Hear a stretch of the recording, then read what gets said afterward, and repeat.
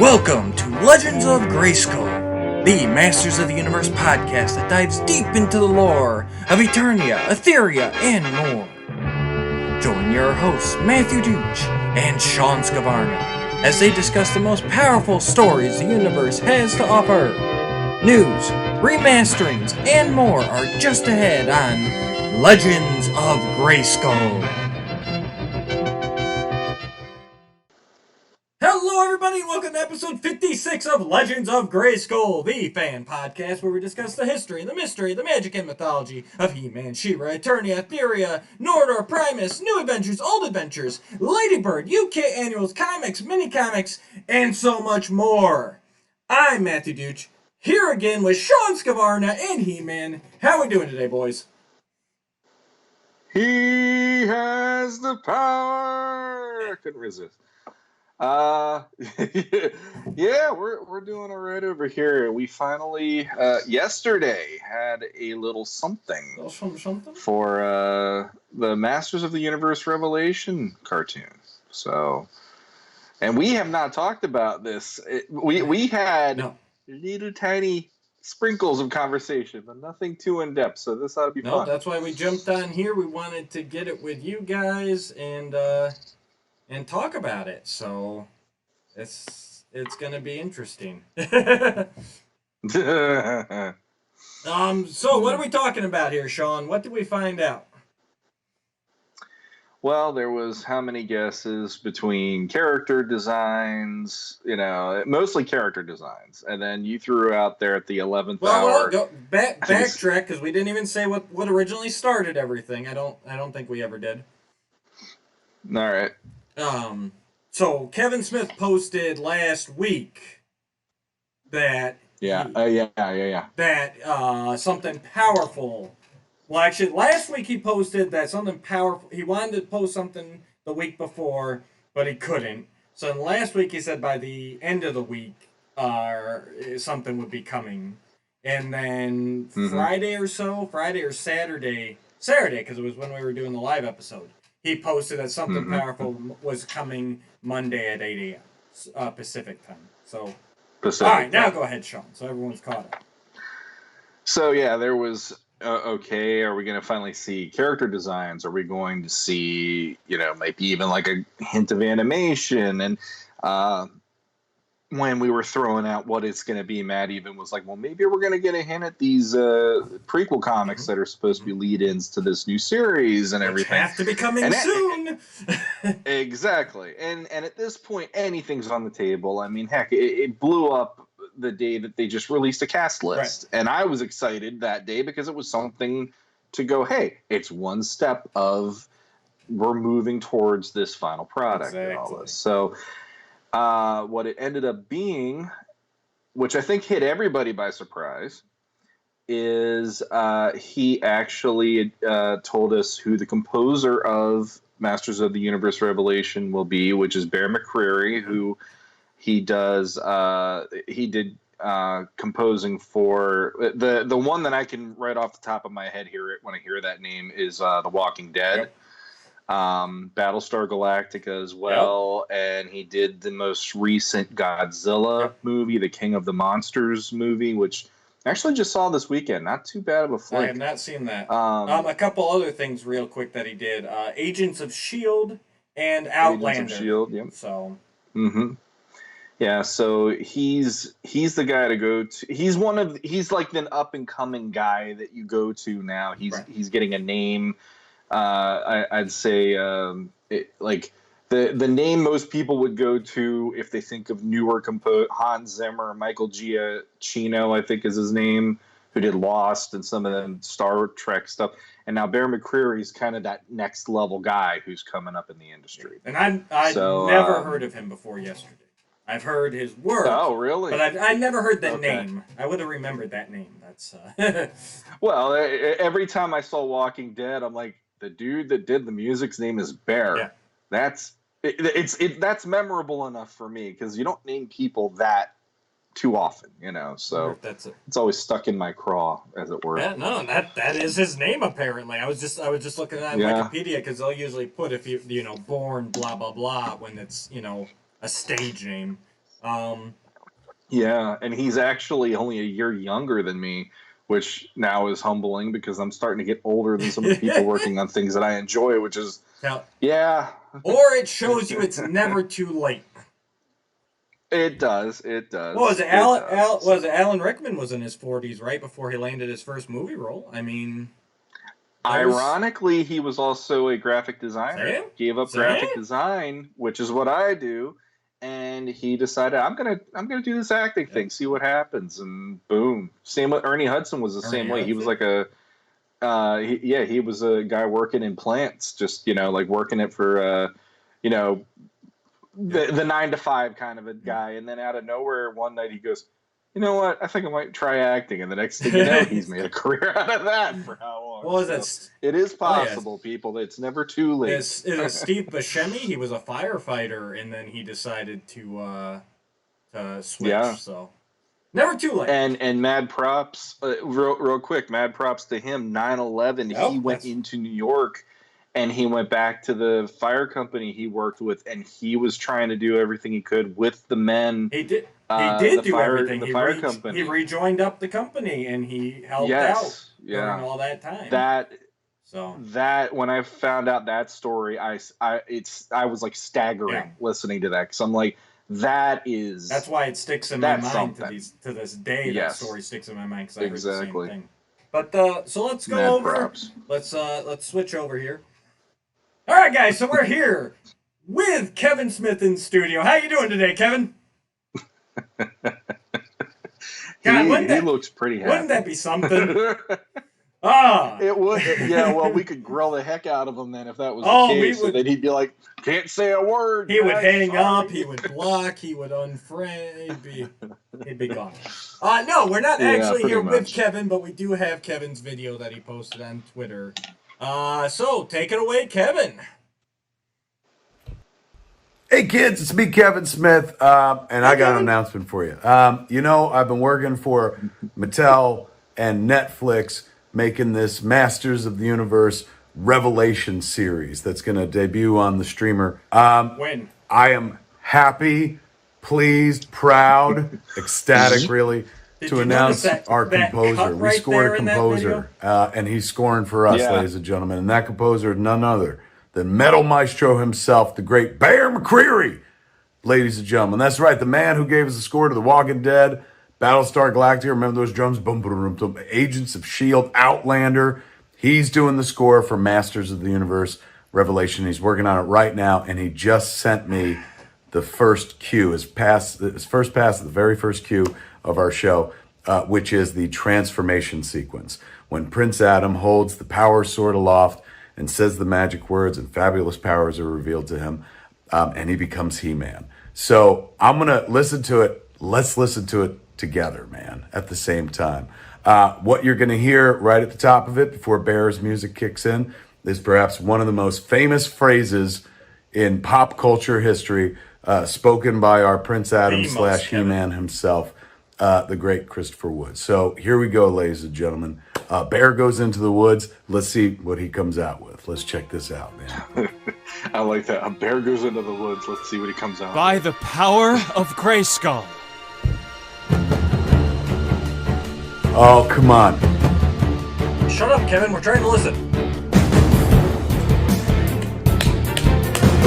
I have the power! Oh, that rocks! Oh, Bear. Oh, Bear. Bear, man. Look at it. Well, you can't see it, but listen to it. It is perfect. Perfect.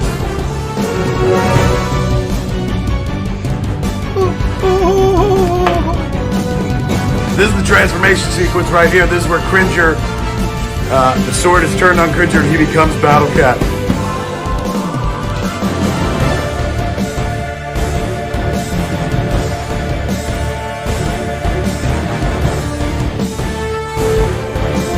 Seriously, he cries over everything. Oh,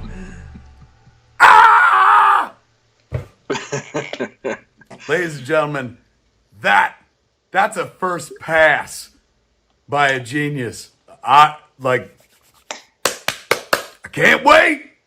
By the power of Grayskull, man. That is fantastic. Bear McCreary is our composer, ladies and gentlemen. The show is called Masters of the Universe Revelation, and it'll be out in 2021 on Netflix. All right, Kevin. Thanks for doing this. I appreciate it. All right.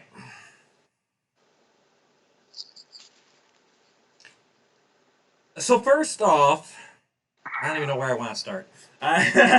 First off, I will say my initial reaction when I first heard it yesterday morning was underwhelmed. How about you, Sean? What was your first just gut instinct after hearing it yesterday morning? First instinct for me was, this is different. And honestly, that's how I felt when I first watched any of the episodes of 2000X, because you were indoctrinated in the 80s by Filmation. So it really I honestly listened to that thing, I want to say between 10 to 15 times now since yesterday. The first time, there's definitely some things like when I see the comments. Well, we'll get the comments. Let's do us first. Well, but all right, let's. For starters, hearing Chris Woods by the power of Grayskull was kind of startling because Cam Clark nailed that in 2000X. I felt he did a really great job with that part of it versus the I Have the Power.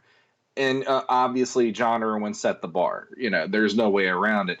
And it just, if it was done in context to see the actual scene, it might not have been as jarring, I think. And I will agree with you, and that's where I was going. Before we get into everything, number one, listening to it over and over again, I had to separate Chris Wood from the music. And that's when I started appreciating it. Because that's the underwhelming part to me, is Christopher Woods, especially the By the Power of Grayskull. But the I Have the Power too, I feel is weak as well. Number one, because it sounds like the same voice. Let's talk about Christopher Wood for a minute, then we'll get to Bear's work. His Adam and He-Man sound like the same voice right now. So, number one, I'm hoping that that's something they're going to punch up. They're going to give him the echo, the reverb, something. Because obviously he's not getting there on his own, judging from this. By the power of Grayskull, I'm not sure if he's telling me he's transforming or if he's asking me if he can transform. There's a very... By the power of Grayskull? Like, what are we doing here? Do you remember, I want to say it was it last year or the year before that, when there was the leaked video of the cast doing the recording? Well, Mattel put it out there as part of their investor report. Yeah. That was last year. Mm-hmm. There is only one part of that video where it has Chris Wood in the recording studio. And in that moment where you hear him talking, which that for me was the voice I wanted to hear the most because I didn't know him from anybody to go, okay, who is the new He-Man for me? And when he's talking in that little clip, there is this moment where I feel like it's like a back and forth between him and Teela. And he actually says, but who's going to bring across the power of Grayskull? There's like some kind of a line along those lines where he says about bringing forth the power of Grayskull. So if the storyline, and this is me going way on, like based on what little we know of anything, it's talking about Teela is supposed to be the one trying to help get the power sword so that Adam can be He-Man again or whatever. So I almost wonder if this moment in the story is going to be him wondering if he can do this anymore. whatever it was, like if this is him, just I don't know if this is going to work, but I can try, and that's why he sounds the way he does. Now, granted, that's me throwing a whole bunch of possibility into it, well, and so in that way, it's like, yeah, it wasn't like when by the power of where it's like, that it's very by the power of Grayskull. I agree with you. It does sound like a question, or at least an uncertainty, with his voice. And that also okay. So Kevin says that this is the first cue of the series. Do you think he meant like it's the first cue he's got, like it's the first score that Bear's got him back to him? Or do you think this means this is literally how the show's starting? Like our opening scene is going to be Adam transforming into He-Man. So, my personal opinion is this is setting the tone of everything else that needs to come from it, because that sequence is such an iconic moment for everyone who's known of He-Man for the last 40 years. Oh, absolutely. And, it's like the theme song of Filmation came from him doing that transformation, because it's tied to that moment. And it's like you're in mid-transformation when the opening happens. Because, He-Man, and it's already in the song the way it starts. So it's like, this is setting the stage for everything else that's going to be coming with this series.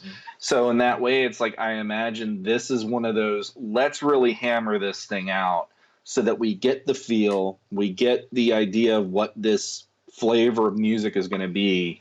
And if this is set, then everything else kind of works out from it, like a spoke, Or you bring up a good point there. Maybe it's gonna have an old-fashioned intro where I am Adam, Prince of Eternia, and this is, like you said, this is all gonna be that. I didn't even think about that till you started talking there. Maybe they're going retro on the opening.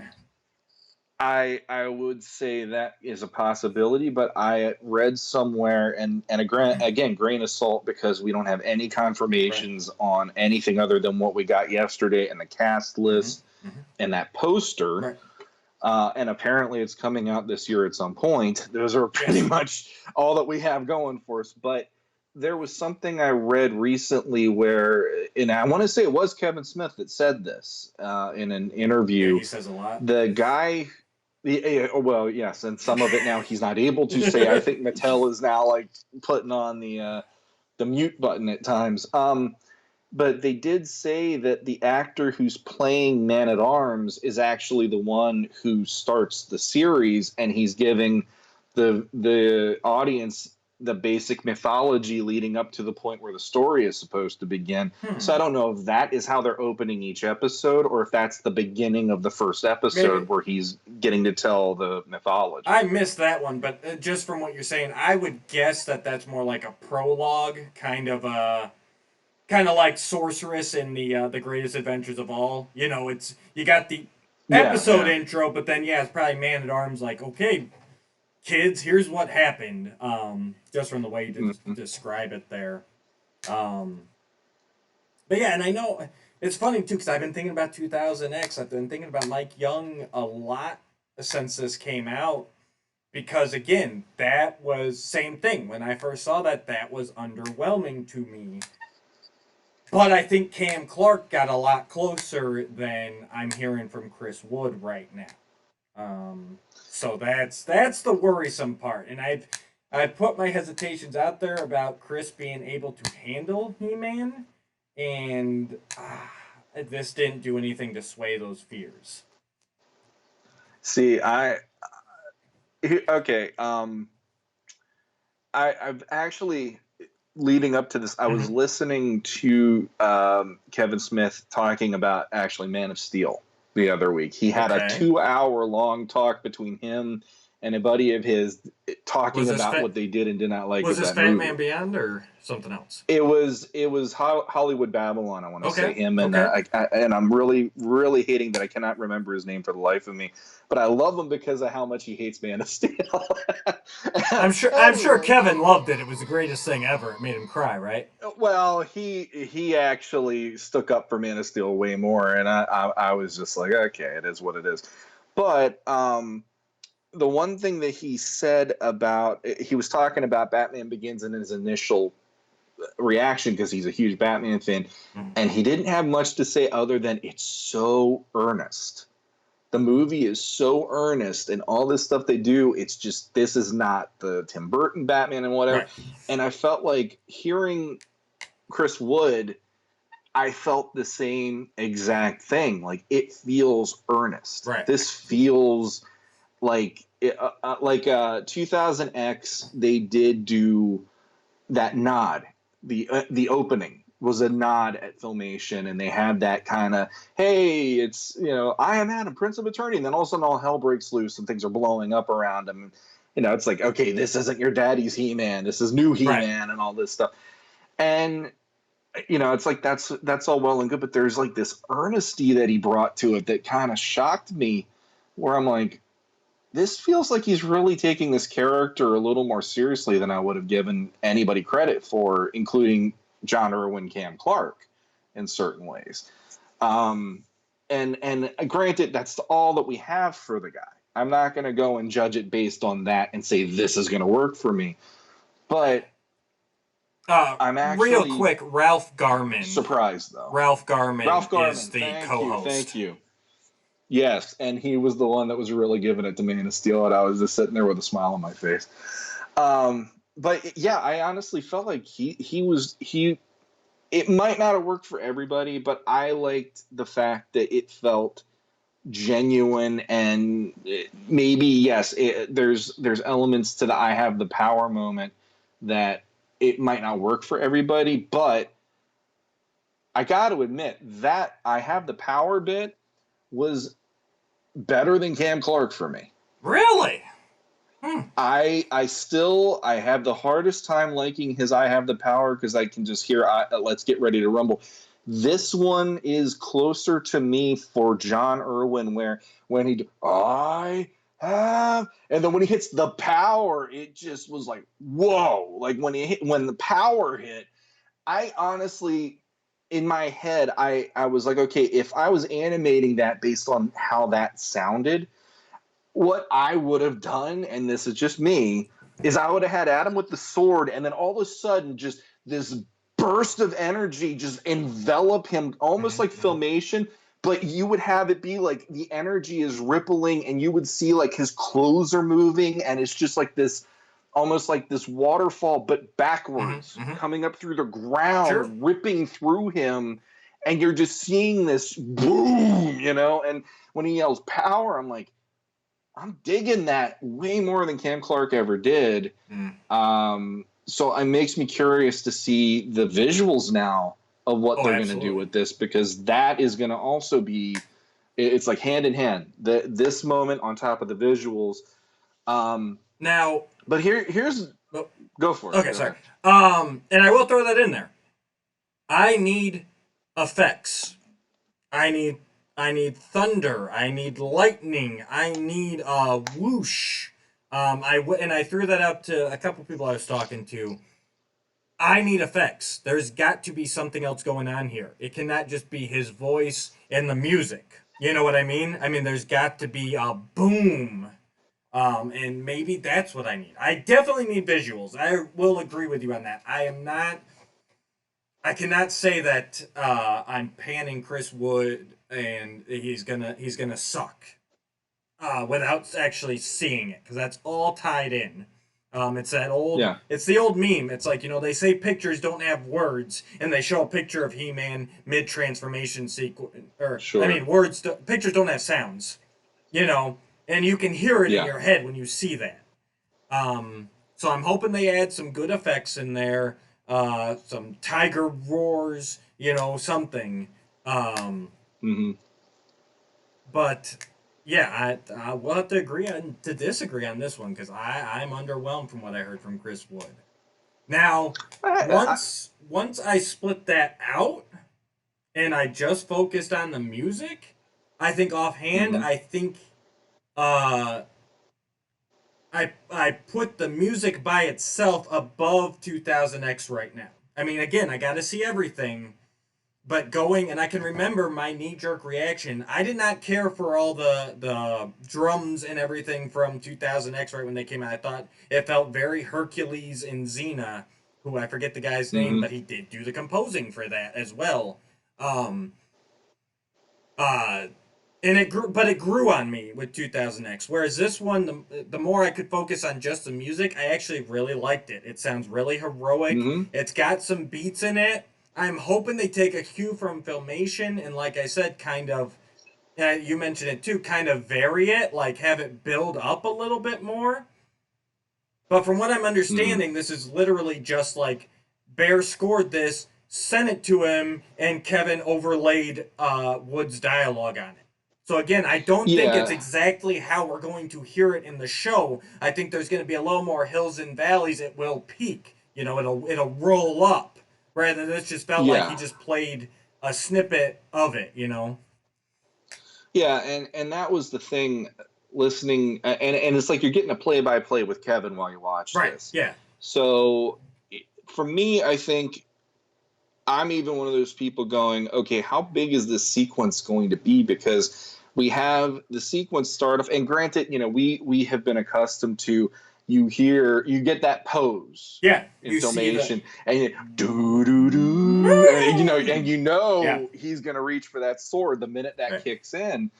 And as a kid, it got your blood pumping. You're like, something great's about to happen. But in this one, it's almost like, it reminds me of like the I am Adam, Prince of Eternity in 2000X almost, where it's like the by the power of Grayskull. And then all of a sudden, that's when all the enemies come in and the music goes crazy. And that's when you have your I have the power. And then literally a minute later is when Kevin is going, and this is where he points the sword and hits Cringer with the power. And now Cringer's becoming Battle Cat. I'm like, how long is this sequence going to be?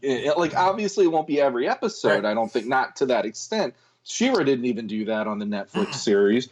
But it's like, okay, is this going to be like, are we going to be seeing like crazy angles? Is the camera going to be swishing around him like in 2000X? Is this going to be he's standing in one pose and we just get to see the sword aloft and all hell's breaking loose around him while he's becoming He-Man? I mean, even 2000X, they did the crazy, the zoom around him and stuff, and then you got to see bits of him peeling away to have the He-Man armor come in and all that, and it's like, what are we going to get with this? Because if it's like a minute into the transformation and Battle Cat's finally coming around, that is interesting from like what is he seeing that we can't? And, like he's getting all, like excited and you can see the tears welling up. But do you think he was actually seeing animation there? Or do you think he was just saying like in his mind, like, I can't wait for you to see it? I honestly think he was syncing it up to the scene, because here's the reason why I think he did is because the look on his face showed he's getting to see the full impact of what we want to see right now. And here's the thing, like I know Kevin Smith is basically the guy who cries at everything. Right. But here's one thing I will say about this moment, and I like when I saw Endgame, for instance. And I was talking to my kids about this, trying to explain to them what I got to see, because they were curious. Oh, you got to go to see the movie. What happened? Yeah. And the minute I got to the point where I'm like, and then Captain America's standing there, and all it's him, and all of Thanos' army is coming for him, and Cap's the only guy holding the line. And then you hear, on your left, and suddenly the portals start opening. And I was doing the whole play-by-play of that. And by the time that I said, and then Spider-Man comes in, and my chin starts shaking. I go, wait a minute. And for a fan, it's one thing. For somebody doing the actual job of creating something from scratch and going, here is this new take, or here is this new, I'd be misty-eyed myself going, we've went through 2 years of development on this to finally get to this point where this is the iconic moment that the fans are going to be judging this by. And I'm getting to see it played out. I'm looking forward to getting at least chills, or at least goosebumps with that moment, and I'm hoping that it does deliver. But me being who I am, I'm looking at it going, dude, I'll give it to you on this one, because if I worked my butt off to get this thing done, including through a pandemic, right, and still trying to deliver this to the fans, you can have that misty-eyed moment, because I would be right there with you if I was working with you on it and getting to see it play out the way it's meant to be, you know. And the thing with Kevin Smith, I know I give him crud all the time because he does cry at everything, but I still honestly believe that he is genuine about it. I think he really is one of these guys who can just find the good in everything. That he can look past his... I wish I was more like that sometimes, honestly. Because there are some things that I'm like, I want to like, but I just can't. You know, my mind doesn't get me there. But I think his, especially since his heart attack, everything, he's like, I just want to see the joy. And he finds it. Yeah. And yes, but does it put blinders on him? Absolutely it does. I've heard some things that he's talked about, controversial things, whatever, that he is just like, yes, there are times he puts blinders on to the negative. Sure. And especially with him being involved in this, I take him with a grain of salt. And that's nothing against him, that's nothing, but and I'm legitimately curious whether he actually saw something there. I want to say yes as well, that he was actually watching the animation, but at the same time, I'm with you. It's like, that's a long transformation. It's like you said, and I'd have to go back in time, but it felt like it was like a minute between his by the power of Grayskull and Cringer transforming. So I don't know. I just don't know. But we need to see more. We need to see some designs. There's no reason for animation. He said the first episode is fully animated. Why haven't we seen the designs yet? It's not like you're going to change them. All it's going to do is help your publicity. Good or bad. There's no bad publicity, right? Speaking of... Not usually, because it's just going to spread it out there even more. If you hate it, it's still going to be out there. And people are going to want to know, well, why do they hate this? You know? Yeah. Exactly. Nice segue. Yeah. So what have you seen around the internet since this has come into light? I'm not going to name names because I'm not that guy, but I really enjoyed how Well, I was just going to say... What? Go. But percentage, how you feel, positive, negative? I'd say 75 to 80% positive for me. Okay. Especially after listening to it multiple times, because the hardest. Okay, let's do this. The hardest thing about this fandom, yes, for me is always going to be everything is set in stone or in amber. And we're always going to go back to what we love the most from childhood. And we're always going to go to those happy places. And it's always going to be about, well, this is what I loved as a kid. It has to be what I loved when I was a kid.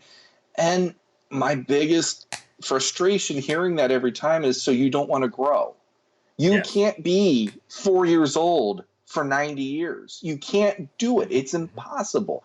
And in order for anything to be viable, it has to grow and change as much as you do, because you as a person wouldn't be who you are today if you didn't change, if you didn't grow, if you didn't adapt. Yes. And I can't take the negativity of the people who are just like, no, this isn't my He-Man.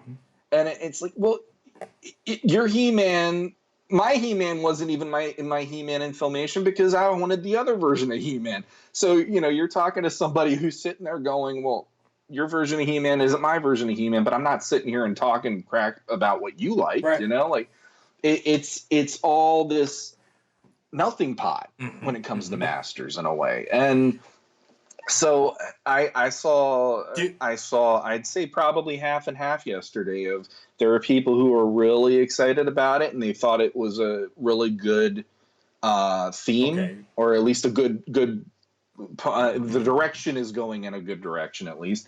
And there's other people who said it felt like it was a stock score. Yeah, like they didn't have pulled it off a royalty-free score, yeah. Now, I was going to say, that's the percentage I was going to go with, was 50-50. I thought maybe you just hung out in a lot more positive groups than I did. But yeah, I felt it's about split down the middle. But I also feel they kind of brought this on themselves because and I've said it before. We talked about it. We talked about it in the cast list episode. When you come out saying this is going to feel like the next episode of Filmation, you are putting it in people's heads that this is going to be the next episode of Filmation. And we all knew it couldn't be. Just legal rights alone, it can't be. Like, they can't just go and rip Saban's score and use it again.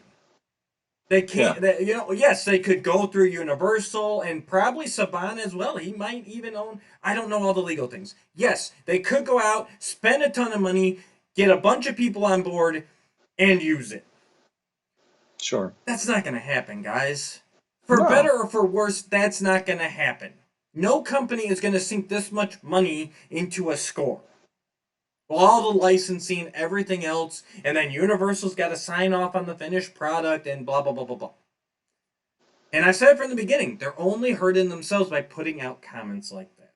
And I think that's one of the biggest things that I saw yesterday is, well, they said I was getting Filmation Part 2, and this is not Filmation Part 2. I think that was probably the biggest. Yes, I saw a couple other things here or there. People thought it felt a little generic. Yeah, maybe it does right now. But, again, Mike Young Productions. That's basically the same thing people said when that score came out. Oh, it just sounds like generic music. It could have been used for anything. But with the visuals, with the voice acting, with everything else, it became its interpretation, and now to this day we celebrate that interpretation. So exactly, and it's the whole anything new automatically makes you question it, right? In this fandom in particular, because we are out of any fandom, I'd say Thundercats is probably the worst off again. But I mean, they had Thundercats freaking Roar of all things recently, but.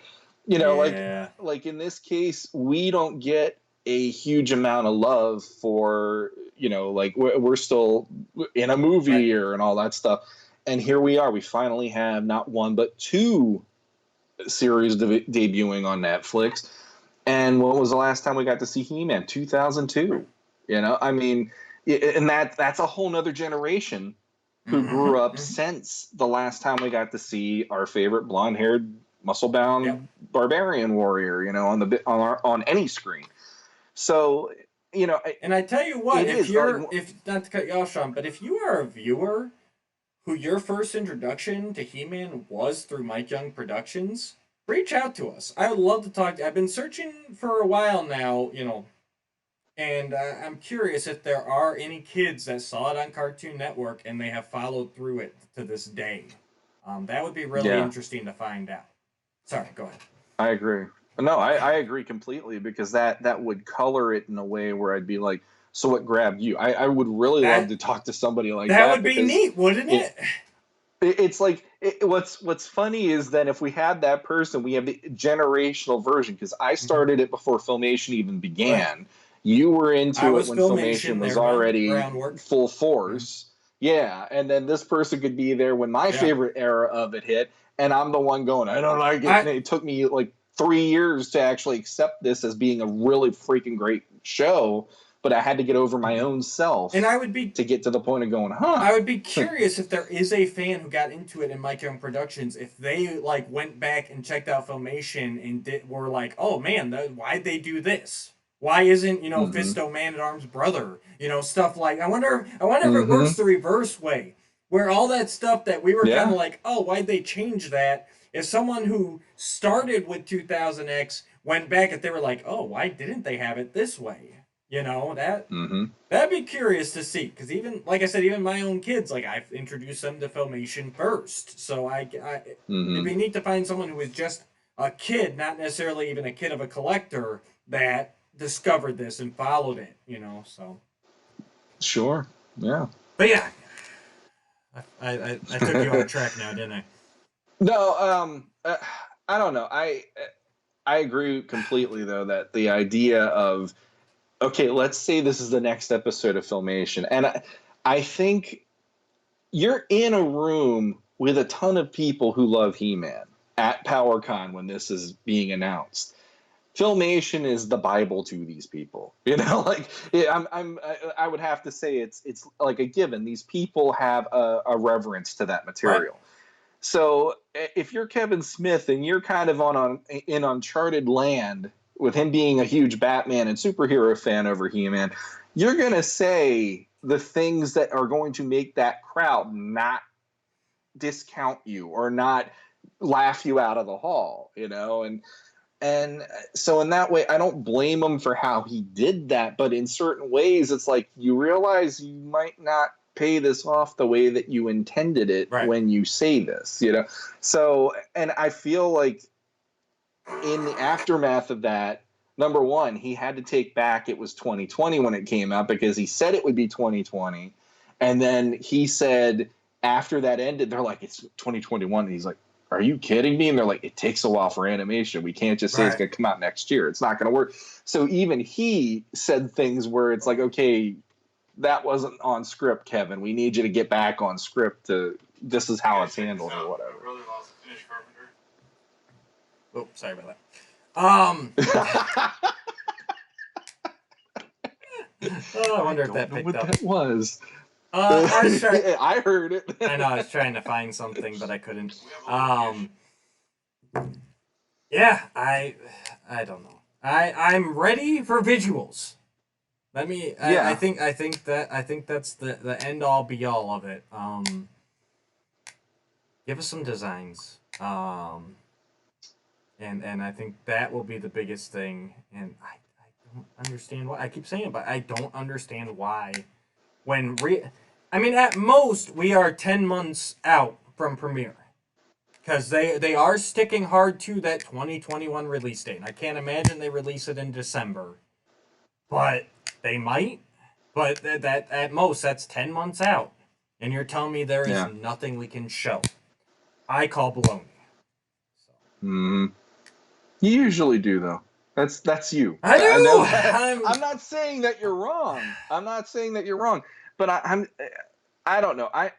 I'm the one at this point. I'm the one just laughing every time I see anybody posting about it, and I'm just like, watch, it won't even show up this year, and then the fandom will probably hate it because it's not what we you're damned if you do, damned if you don't, being a creator for this brand right now, because you got a bunch of 30 to 40-year-old men, and women too. I'm not going to discount the women, and even older than that, who are like, well, this is what we want. And it's like, well, we got to bring in a new generation, but this is what we want. We expect this. And I don't envy Kevin Smith or anybody working on this in that way, because they're going to be inundated with that. And it's like, this should be its own thing. Right. You had Filmation. It's the whole thing of the Ghostbusters movie when the woman one came out. And it's like, it isn't taking away what you loved about this from your childhood. It's just, this is a different thing. Is it good? No, not so much. That's what I've heard.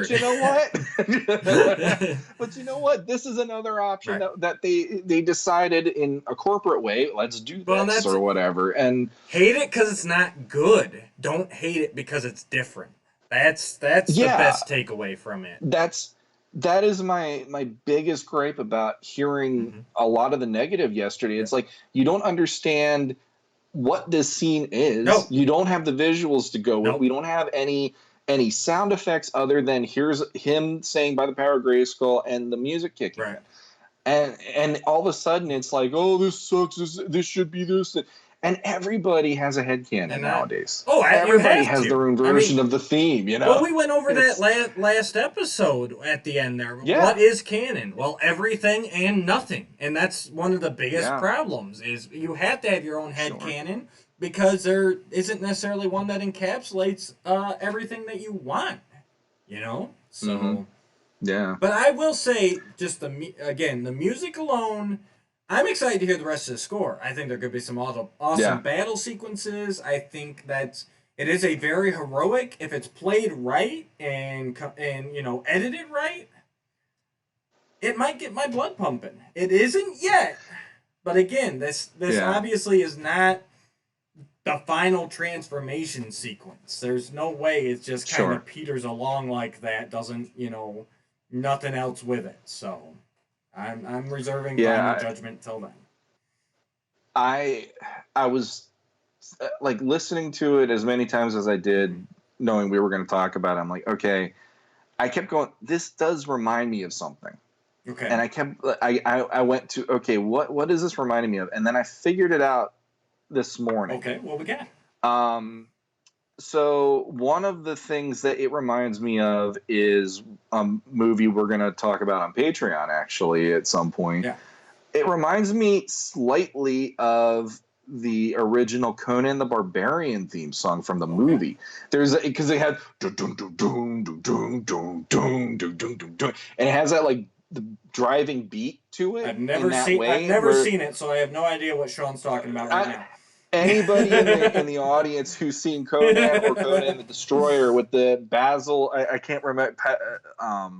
It starts with a P, and I hate that I had it earlier and now I can't remember it. But that theme always made me feel like this is upgrading what He-Man is doing. When I was a kid, because like when I watched the show as a kid, that was a very much like a superhero theme for He-Man. Ooh. But then when I heard Conan, I'm like, oh, this is the chest on the the hair on the chest, and I'm gonna go and get drunk and start a bar fight kind of a theme song, So it has a little bit of that, and the other theme that it felt like it interwove was the original Iron Man theme song when he was putting the armor on for the first time. Oh, I haven't watched that because it has like a driving kind of a rhythm to it, and it has and like even the way that it hits certain beats, it reminded me of what Bear McCreary did here. But I think if I had to like say, okay, am I like a 10 out of 10 on what I heard, or a 1 out of 10? I think I would say I'm an 8 out of 10 on it for right now, because it does feel different. It feels heavier than what we're used to. I think. Oh, sorry. Go ahead. I was just gonna say, I think you hit the nail on the head. It's got a driving force, a heroic driving force, and I think that's going to come across very nicely. I'm gonna split it because I'm a jerk like that. You're gonna do it. Chris Wood, I'm giving a 2 out of 10, and Bear McCreary, I am giving you a 7 out of 10. So. That's all right. 7 out of 10 is not bad. And if you notice, if you minus the two down, it gives you a 5. So yeah, altogether, I'm right in the middle. But that's I said, I think that's more.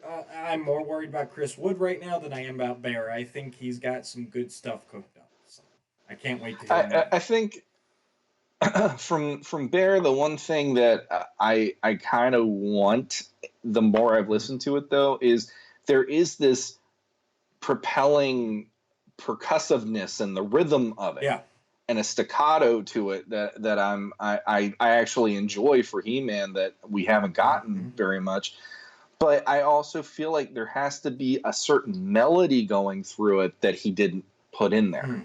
Okay. Like we had in the original do do do do do do, and you just have that, like there's that going through the song, and I feel like it is missing a little something there, and I don't know if that's going to be addressed or if it's just going to be a percussive kind of a driving rhythm or not.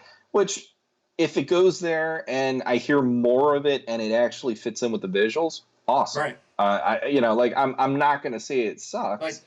But I feel like there is like a heart to it that I'm kind of waiting to hear that it isn't there, but maybe it'll be a quieter little melody playing at certain points that isn't in that moment. I don't know. And I will. Filmation had it changing up a bunch. I will throw it out there. I don't know if I mentioned it earlier, but Kevin did say, every time he talked about it, he did say, this is Bear's first pass. He said it multiple times on there.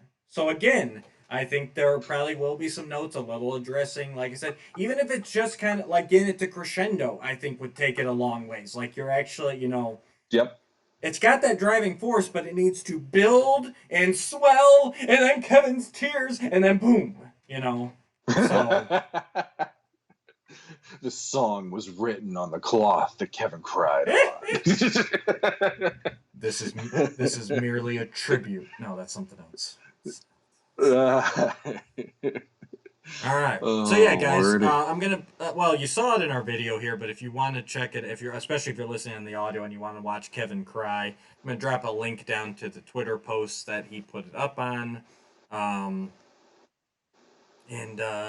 Any final thoughts, or are we good? I going to Kevin again one more time. I honestly, I don't think I'm ever going to look at him and say he is the reason this either succeeds or fails. I always feel like, from what I heard, he's the figurehead. He's the one that they said, if we get this guy to at least work with us on this, it's got viability. And in that way, I do look at it as you might not completely know what I love about this, but I'm not feeling like you're doing something wrong either. Like, you're not making me get even more sacred about what I'm liking. I feel like he's trying. And in this day and age, with not having a lot of entertainment other than a few comic series here and there in the last 10 years, it's nice to go, somebody's trying to do this. Right. And they're trying to make it a fan thing, but also integrate other people who might, think this is cool. So I don't know. Maybe I'm being too easy on it, but I feel like some of the negativity I read yesterday just made me go like, why am I in your group? Why do I have to read this stuff? Because it's kind of nice just to go, hey, this is something new for it. Like, and that's just me. I will say, I think I understand it was that Kevin Smith was obviously stunt casting. He doesn't have a tie to He-Man, anything else. It was, and they said they didn't think they would actually get him. They're just like, hey, let's throw it out there. And then he agreed, and they're like, really? And of course they're going to roll with it. And I will say, having the name Kevin Smith attached to this project absolutely gives it a better chance at succeeding. Because there are people who are tweeting, retweeting, following this, who haven't thought about He-Man in 30 years, if at all. And but because it's Kevin Smith, that brings it into a whole new level. And I am absolutely for that if it helps it. I think it stands a greater chance of succeeding with Kevin at the helm than without. Sure. So. Yeah. And there were people that didn't know PowerCon before that year. Right.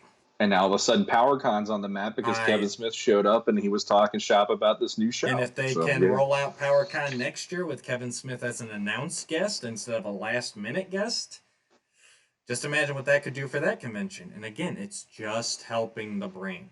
So sure. So I think that's about all we got here today. We just wanted to pop on, discuss that with you guys real quick.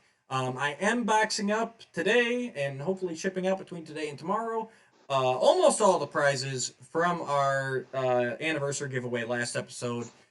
Sean, not you, Sean, other Sean, winner Sean, with the Superman S. I have not received your info. I'm going to go ahead and drop our email down below in the description again. Shoot me your address so I can get your prize out to you. I think everybody else I've heard from, but if I missed you from last time, go ahead. Find us on Facebook. I'll drop that down here below. Find us on Instagram. I'll start dropping that. And I'm going to leave that email down there too, because as it came to my attention last time, we have some viewers that aren't necessarily on social media. So guys, if you want to use that email to send us feedback, comments, questions for us to discuss on the show, have at it. It's logpod85@gmail.com. And just don't sign us up for too many of those risque mailing lists. Okay? Couple might be I'll fine. Read those. That's okay. But not if you want to sign us up for a bunch of those, I'll give you Sean's email so they can go directly. Yeah. Send them to me. I'll weed through them reluctantly. I'll deal with it. So follow us on Facebook, Instagram, email us if you're not on any of those. Like, share, subscribe, ring that bell because we're gonna go live every once in a while, and you could get some fabulous prizes out of it. There you go. You got anything, Shawnee? No, I just want to say it was really cool that we have people that we didn't even meet yet watching this on YouTube. So welcome aboard to everybody. If you have not let us know who you are already, welcome. Yep. That's awesome. Hey, drop us a comment. So, always happy to meet new He-Man fans. Exactly. All right, guys. Until next time. Until next time.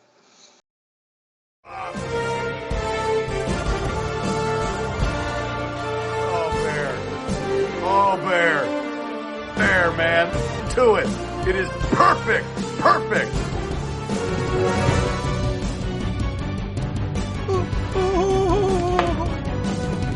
This is the transformation sequence right here. This is where Cringer, the sword is turned on Cringer and he becomes Battle Cat.